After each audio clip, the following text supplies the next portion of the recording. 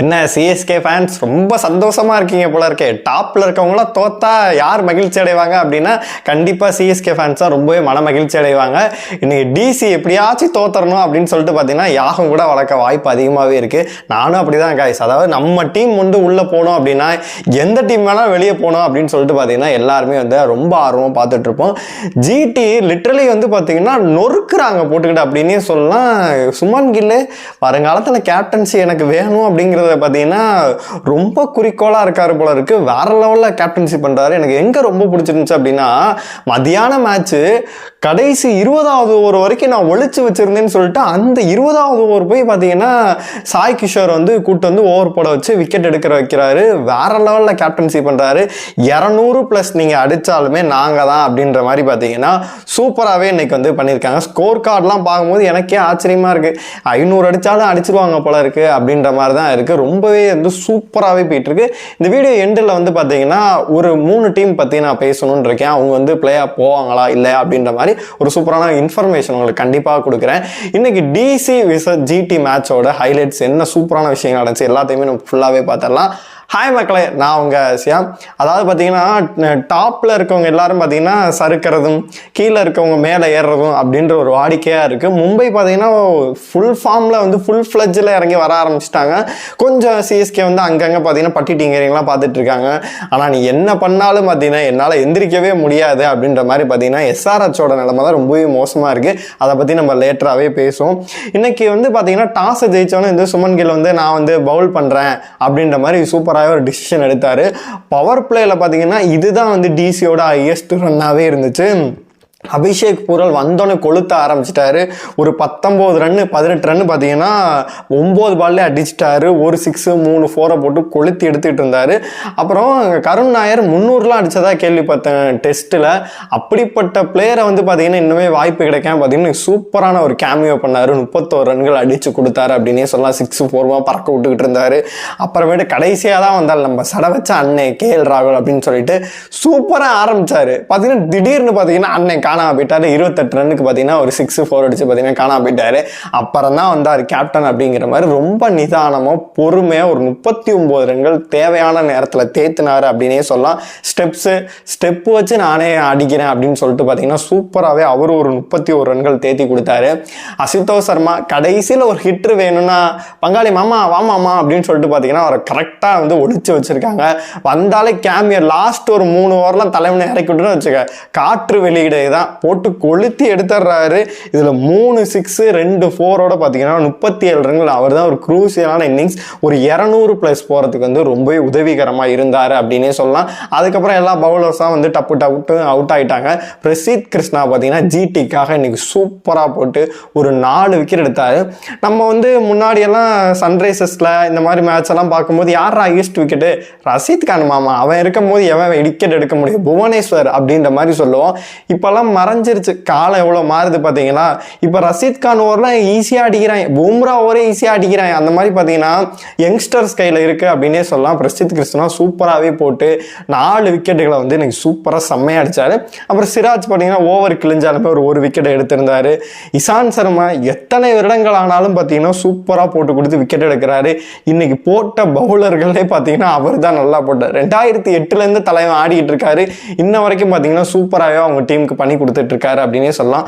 ஓவராலா பார்க்கும்போது 203 ரன்கள் வந்து அடிக்கணும். 204 அடிச்சாதான் வின்னு அப்படின்ற மாதிரி ஒரு எளிய இலக்கு இவங்களெல்லாம் சொல்லும்போது இமாலய இலக்கும்னாலாம் சொல்லிட்டு பாப்பெல்லாம் கதைக்காவது 10 ஓவரில் முடிக்கலாமா 15 முடிக்கலாமா அப்படின்ற ஒரு இன்டென்ட்டோட தான் விளையாண்டுட்டு இருக்காங்க அப்படின்னே சொல்லலாம். டைட்டன்ஸ் வந்தோடனே பார்த்தீங்கன்னா சாய் சுதர்சன் நான்லாம் என் ஹிஸ்ட்ரியிலே பாரு 10-20 அவுட்டே ஆகவே மாட்டேன், நான் இறங்கினா 30+ அப்படின்னு சொல்லிட்டு எவ்வளோ சூப்பராக ஆடுறாரு. கண்டிப்பாக நம்ம தமிழக வீரர்னு சொல்கிறதுக்கு ரொம்பவே பெருமையாக இருக்குது. ஜிடியில் மட்டும்தான் பார்த்தீங்கன்னா எல்லா டீமும் வந்து 4 ஓவர் சீஸா ஒரு 5 கொடுத்து பாருங்களேன் மாமா அப்படின்ற மாதிரி கேட்பாங்க. ஓவர்சீஸெல்லாம் வேணாம், நம்ம பிளேயர்ஸ் இந்தியன் பிளேயர்ஸ் இருக்காங்க. உண்மையான இந்தியன் பிரீமியர் லீக்குக்கு பார்த்தீங்கன்னா அவங்க தான் வந்து ஜஸ்டிஃபை பண்ணுறாங்க, இந்தியன் பிளேயர்ஸையும் கொண்டு போகிறாங்க. நம்ம தமிழக வீரர்களுக்கும் பார்த்தீங்கன்னா 4 பிளேயர் வந்து ஒரு மேட்ச்சில் வந்து தங்கமாக அவங்களுக்கு பண்ணி கொடுத்தாங்க. நான் முன்னாடியே சொல்லியிருந்தேன், வாஷிங்டன் சுந்தர், ஷாருக் கான், சாய் கிஷோர், சாய் சுதர்சன், இவங்க 4 பேருமே பண்ணாங்க. இன்னைக்கு 3 பேருமே பார்த்தீங்கன்னா நல்லாவே பண்ணி கொடுத்தாங்க. ரபாடா போனது கூட அவங்களுக்கு பெரிய ஒரு விஷயமாவே தெரியல, செம்மையாகவே வந்து கம்பேக்லாம் இல்லை, எப்போதும் பேக்லேயே தான் இருக்காங்க, சூப்பராகவே பண்ணுறாங்க. அவர் இன்னைக்கு பார்த்தீங்கன்னா ஒரு 36 ரன்கள் அடிச்சாரு, 5 4 ஒரு 6 அடிச்சு கொடுத்தாரு. கில்லு கேப்டன்சி சூப்பராக பண்ணிட்டேன், நீங்கள் பார்த்துக்க பட்லரு பார்த்துக்க செல்லாம் அப்படின்னு சொல்லிட்டு பார்த்தீங்கன்னா அவர் வந்து நீட்டாக அன்னைக்கு அவுட் ஆகிட்டு போயிட்டாரு. அப்புறம் பட்லர் கடைசி வரைக்கும் நின்று போராடிக்கிட்டு இருந்தாரு அப்படின்னே சொல்லலாம். அவர் ரூதர்ஃபோர்டு அந்த பால் வந்து எனக்கு நோ பாலா இல்லைன்னு செக் பண்ணுறதுக்கே வந்து கடுப்பாக இருந்துச்சு. எவ்வளோ நேரம்டா, இவ்வளோ டெக்னாலஜி இருக்குது, இவ்வளோ நேரமாக டெஸ்ட் பண்ணுவீங்க அப்படின்ற மாதிரி இருந்துச்சு. அவர் ஒரு கேமியோடி பார்த்தீங்கன்னா ஒரு 43 ரன்கள் தேத்தினாரு. அப்புறம் கடைசியாக தான் எப்போதுமே தெவாட்டியை இறக்கி விடுவாங்க, வந்தன ஒரு 6 4 அடிச்சு பார்த்தீங்கன்னா மேட்சை முடிச்சு விட்டு போயிட்டாரு. அவங்க ஸ்டைல்லேருந்து பார்க்கும்போது ஸ்டார்க்கா வேர்ல்டு கிளாஸ் பவுலருங்க, உனையே நாங்கள் அடிப்போம் அப்படின்னு சொல்லிட்டு நீ பட்லர் போட்டு கொளுத்தி எடுத்தார். அவங்க சைட்லேருந்து இன்றைக்கி அதிகமாக விக்கெட்டுக்கெல்லாம் யாருக்குமே தேத்த முடியாது. மோகித் குமார் பார்த்தீங்கன்னா கடைசியாக ஒரு விக்கெட் எடுத்தார், அப்புறமேட்டு குல்தீப் யாதவ் ஒரு விக்கெட் எடுத்திருந்தார். ஓவராலாக பார்க்கும்போது பார்த்தீங்கன்னா 19 ஓவர் முடிஞ்சு 2 பால் இருக்கும் போது 204 அடிச்சு பார்த்தீங்கன்னா சூப்பராகவே ஜெயிச்சிட்டாங்க. கடைசி வரைக்கும் பட்லர் அவர்கள் பார்த்தீங்கன்னா 97 நின்றுக்கிட்டே இருந்தார். ஆனால் அவரோட இதை ரொம்பவே நம்ம பாராட்டி ஆகணும். நான் 100 அடிக்காட்டியும் பரவாயில்ல, நம்ம டீம் ஜெயிக்கணும், நீ ஆடு அப்படின்னு சொல்லிட்டு பார்த்தீங்கன்னா தெவாட்டியாட்ட கொடுத்து கடைசி 6 4 அடிச்சு அவர் தான் ஜெயிக்க வச்சாரு. இதே மாதிரி நம்ம ஸ்ட்ரேயஸ் ஐயர் பண்ணதையுமே நம்ம பார்த்துருந்தோம். அதாவது பார்த்தீங்கன்னா 97 அடிச்சிருப்பாரு, சசாந்த் சிங் நீ அடிச்சு இது பண்ண, என்னைய பற்றி கவலைப்படாதா அப்படின்னு சொல்லிட்டு இப்படி தாங்க இருக்கணும் அப்படின்ற மாதிரி. நம்ம ராஜஸ்தான் வந்து ரொம்பவே தவறு பண்ணது என்ன அப்படின்னு கேட்டிங்கன்னா பட்லரை வெளியே விட்டது.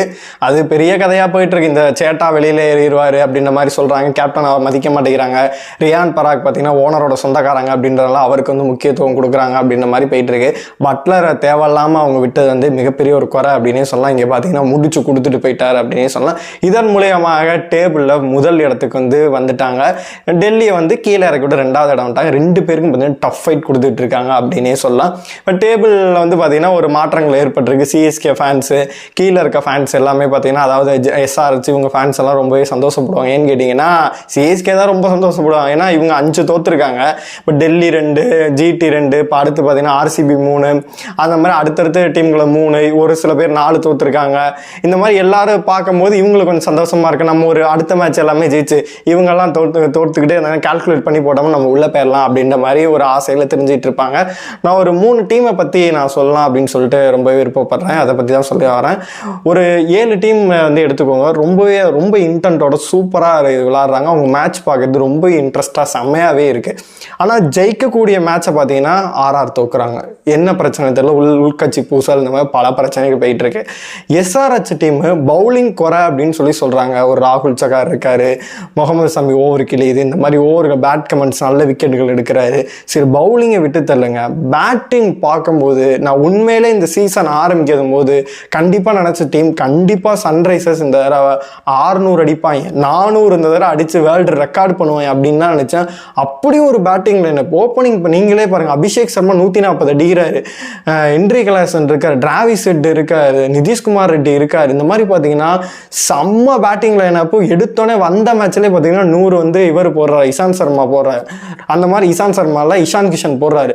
அப்படி இருக்கும்போது பேட்டிங் அவ்வளோ சூப்பராக இருக்குது. பார்த்தீங்கன்னா ரொம்ப மோசமாக ஒரு இன்டென்ட்டே இல்லாமல் விளையாண்டுட்டு இருக்காங்க. அவங்க மேட்ச் பார்க்கறதுக்கே அவ்வளோ ஒரு கடுப்பாக இருக்குது. அதுக்கப்புறம் பார்த்தீங்கன்னா நம்ம தங்கமான சிஎஸ்கே டீம் எவ்வளவோ மேட்ச் வந்து பார்த்தீங்கன்னா ஜெயிக்க வேண்டிய மேட்ச்சு இல்லை 200 போயிருச்சு, எங்களுக்கு தெரியாது, நாங்கள் டெஸ்ட் ஆடுவோம்னு சொல்லிட்டு தோத்ததாக இருக்கட்டும், மீண்டும் ராகுல் திரிபாதியாக இருக்கட்டும், தீபக் கூட இம்பாக்ட் பிளேயராக எடுத்துகிட்டு வந்து பார்த்தீங்கன்னா பல பிரச்சனைகள் பண்ணாங்க. இல்லைங்க நாங்கள் கம்பேக் கொடுக்குறோம் அப்படின்னு சொல்லிட்டு கேப்டன்ஷிப்பை மாற்றுறாங்க. இப்போ பார்த்தீங்கன்னா ஆயுஷ் மாத்திரை உள்ளே வராரு, இப்போ குட்டி ஏபிடி உள்ளே கூட்டு வராங்க. என்ன பண்ணாலுமே இதுக்கு வர எல்லா மேட்சையுமே ஜெயிக்கிற மாதிரி இருக்கும். என்ன பண்ண போகிறாங்கன்னு தெரியல. இந்த 3 டீம் தான் பொறுத்தளவு வந்து எனக்கு ரொம்ப ஸ்ட்ரகிள் பண்ணுறாங்க. அது மட்டும் இல்லாமல் ஐபிஎல்ல ஒரு இன்ட்ரெஸ்ட், இவங்க மேட்ச் பார்க்குறதுக்கே பார்த்தீங்கன்னா என்னடா அது கடுப்பாக இருக்குது அப்படின்ற மாதிரி இருக்குது. மற்ற எல்லா டீமும் பார்த்தீங்கன்னா வெறித்தனமாக விளையாடுறாங்க. இவங்களும் இன்னும் ஒரு இன்டென்ட்டோட விளையாண்டாங்க அப்படின்னா இன்னுமே ஐபிஎல் பார்க்கறதுக்கு சூப்பராகவே இருக்கும் அப்படின்னு தான் சொல்லணும். உங்களை பொறுத்த வரைக்கும் ஜிடி வந்து டேபிள் டாப் ஆகிட்டாங்க, டெல்லி வந்து தோத்துருக்காங்க. என்ன தவறு பண்ணதுனால தோத்துறாங்க அப்படின்னு நினைக்கிறத மறக்காம கமெண்ட் பாக்ஸ் சொல்லுங்க. நம்ம சிஎஸ்கே அணிக்கு வரும், மற்ற 2 டீம் வந்து ஏதோ பண்ணி வந்துருவாங்கன்னு ஓகே. சிஎஸ்கே அணியில் அடுத்தடுத்து இந்த மாற்றங்கள் பண்ணி பிளே ஆஃப் வருவாங்களா, என்ன பிளேயிங்களோட போனால் நல்லா இருக்கும் அப்படின்னு நினைக்கிற பிளேயிங் லெவனை மறக்காம கமெண்ட் பாக்ஸில் சொல்லுங்க.